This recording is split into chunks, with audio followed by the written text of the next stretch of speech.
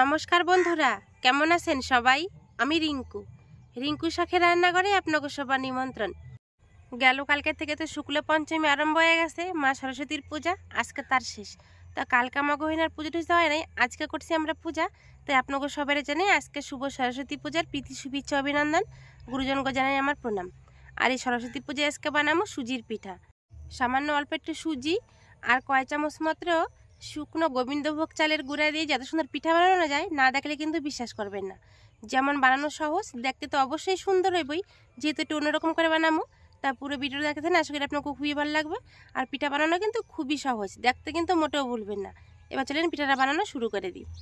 উনান জ্বালায় কড়াই চাপাই দিছি, কড়াইতে দিয়ে দেবো আগে থেকে জাল করে রাখা দুধ। 1 গ্লাস মতো দুধ দিয়ে দেবো।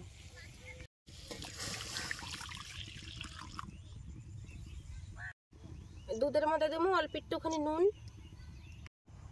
50 গ্রাম চিনি, আর দেবো ছেঁচে রেখে একটা এলাচের বীজ। এই সব কিছু একটু ভালো করে জাল করে নেবো।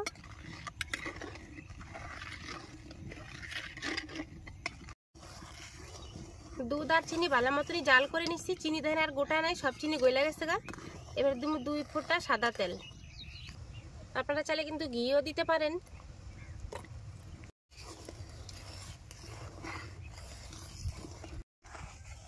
এবারে ফুটন্ত দুধের মধ্যে দিমু 200 গ্রাম সুজি। সুজিটা দিমু আর নাড়তে থাকুন।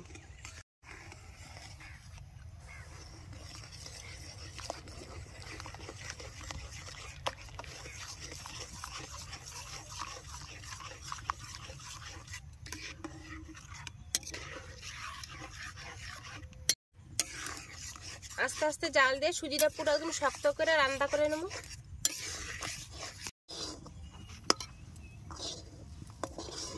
সুজি দেন কতখানি শক্ত হয়ে গেছে, কিন্তু অনেক সুজিটা সিদ্ধ হয় নাই, আর একটু নাড়াচাড়া করতে হবে।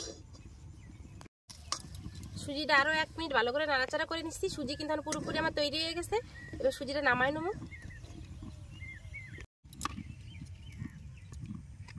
একটু ছড়াই দেবো সুজিটা, যেন তাড়াতাড়ি করে ঠান্ডা হয়ে যায়, তার নিগে। কড়াই পরিষ্কার করে উনানে চাপাই দিছি। এবার কড়াইতে দিয়ে দেবো আবারও কিছুটা দুধ।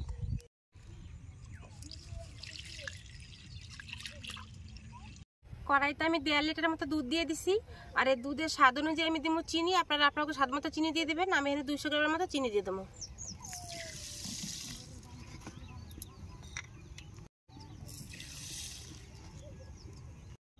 আবারও অল্প একটুখানি নুন দিয়ে দেবো। এবারে দেবো মুখ ফাটায় রাখা 2টা এলাচ।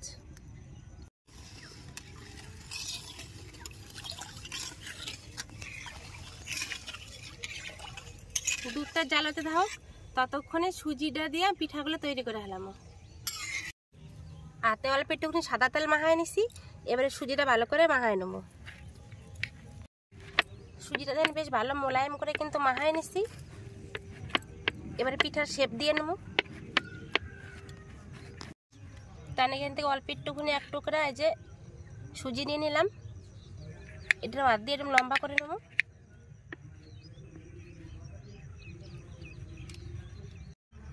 এবার 2 মাথাটা আস্তে করে এরকম করে চিপে দেবো।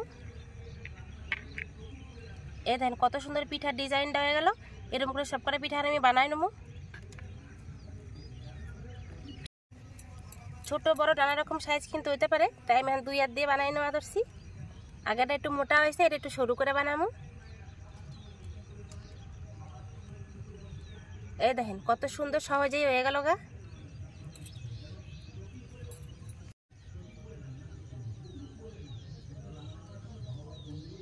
দেখতে দেখতে দেখেন আমার 3টা পিঠা বানানো হয়ে গেল।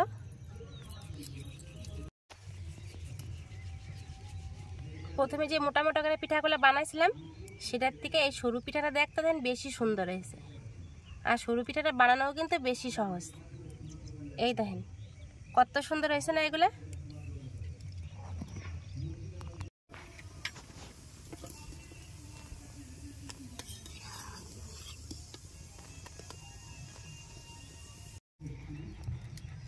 সব কটা সুজির পিঠাই আমার তৈরি হয়ে গেছে। শেষে ছিল যে একটা, এটা হয়ে গেল গা। দেখেন কত সুন্দর দেখান ধরছে পিঠাগুলা। কড়াই দুধ ভালো মতো ফুটে গেছে, এবার বানিয়ে রাখা পিঠাগুলো ফুটন্ত দুধের মধ্যে দিয়ে দেবো।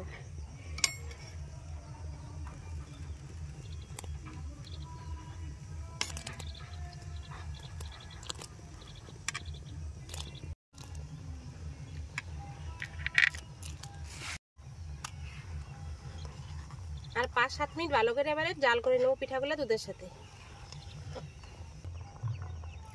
পিঠাগুলো দেখেন ভালো মতো সিদ্ধ হয়ে উপরে বাইসা উঠছে কত সুন্দর। যদি সিদ্ধ না হতো তাহলে কিন্তু নিচে ডুবে থাকতো, অথচ দেখেন পিঠাগুলো বাইসা উঠছে মানে ভালো মতনই কিন্তু এই পিঠাগুলো আমার সিদ্ধ হয়ে গেছে।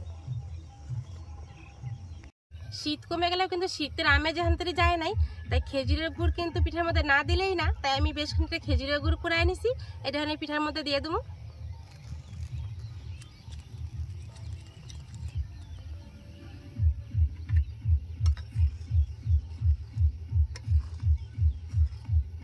এই গুড়টা যেমন রংটা সুন্দর হবে তেমনি কিন্তু সুন্দর একটা সুঘ্রাণ উঠবে।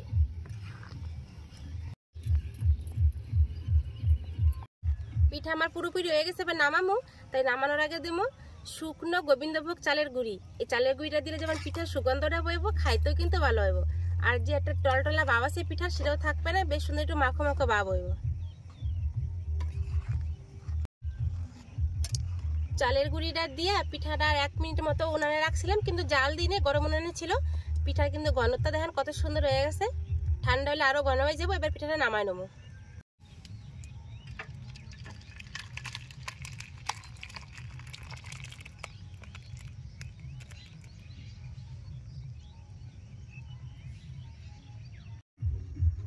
দেখলেন তো কত সহজেই কিন্তু সুজির পিঠাগুলো বানাই ফেলাম।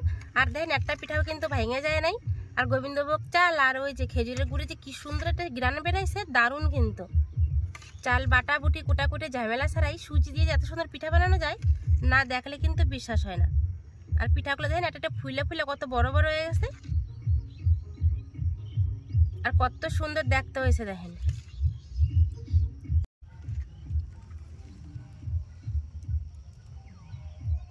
দেখলেন তো কত অল্প সময় আর কম খরচে, শুধু কিন্তু সুজি আর অল্প একটুখানি চালের গুঁড়ি 1 চামচ মাত্র দিছি। আপনার কাছে গোবিন্দভোগ চালের গুঁড়ি না থাকলে কিন্তু এমনি আতপ চালের গুঁড়ি বা কর্নফ্লাওয়ারও কিন্তু দিতে পারেন, তাহলেও কিন্তু খাইতে ভালো লাগবো। কিন্তু এই যে গোবিন্দভোগের চালের গুঁড়িটা দিলে বেশি ভালো লাগবো খাইতে। আর যারা পিঠা বানাতে একেবারেই পারেন না, অনায়াসে কিন্তু এরকম করে সুজি দিয়ে পিঠা চোখ বন্ধ করে বানাতে পারবেন, কোনো সমস্যা নাই। যে একই রকম মাপ হইতে হবে এমনও কোনো কথা নাই। আর নুন চিনিটা আপনার স্বাদ মতো দিয়ে নেবেন, তাহলেই কিন্তু হইব। এবারে গরম গরম পিঠাটা খাই দিলাম কেমন স্বাদ এসে। প্লেট নিছি, আর এখানে প্লেটের মধ্যে বাইরে নেব সুজির পিঠা। খাইয়ে স্বাদটা পরে বোঝা যাব, কিন্তু দেহেই তো আগে মনে শান্তি যে এত সুন্দর দেখতে হয়েছে। আর সব কটা পিঠাই কিন্তু দেখেন গোটা গোটা রয়েছে, ভাঙা যায় নাই।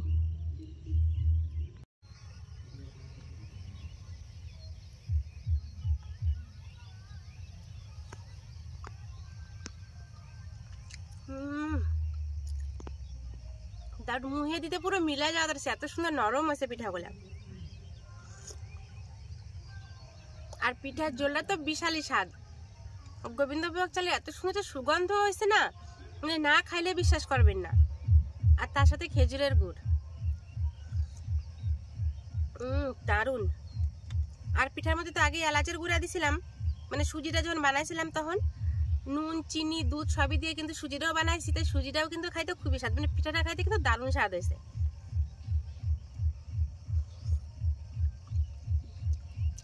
অসাধারণ। তবে একটা কথা না করলেই না, পিঠা কিন্তু গরমের থেকে ঠান্ডা পিঠা খাইতে বেশি স্বাদ। যখন এই পিঠাটা পুরোপুরি আরো ঠান্ডা হয়ে যাব, যখন এই যে জলটা একটু ঘন হয়ে যাবো, তখন কিন্তু এটা খাইতে আরো বেশি ভালো লাগবে। যদি আপনারা ফ্রিজে রেখে খান তাহলে তো কোনো কথা নেই, পুরো একদম জমে ক্ষীরের মতো হয়ে যাবো, তখন কিন্তু খাইতে দারুণ স্বাদ লাগবে। তো আজকে আমাদের সহজ রেসিপি এই সুজির পিঠা, যদি আপনাকে ভালো লাগে তাহলে অবশ্যই এটা লাইক কমেন্ট শেয়ার আর সাবস্ক্রাইব করতে কিন্তু ভুলবেন না। তাহলে আজকের ভিডিও এনে শেষ করলাম, দেখা হবে পরে একটা নতুন ভিডিওতে। নমস্কার।